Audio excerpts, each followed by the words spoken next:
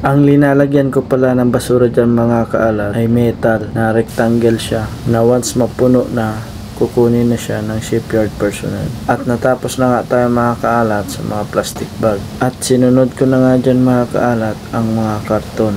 Madami na nga yan mga karton namin mga kaalat.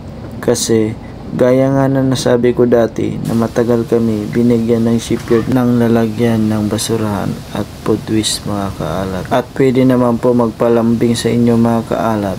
Kung nakaabot po kayo sa video na to, pwede naman pong pa-like and share ang video na to mga kaalat.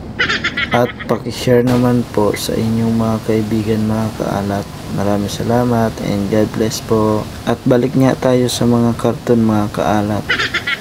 Yang mga karton na yan mga kaalat ay galing yan sa mga provision namin na nilalagyan ng mga gulay, prutas, gatas, juice, mga karne, isda at mga dry goods tulad ng mga box ng ketchup, suka, biskwit at kung ano-ano pa mga kaalat. Pasensya na po pala kayo mga kaalat sa voice over ko, baguhan pa po.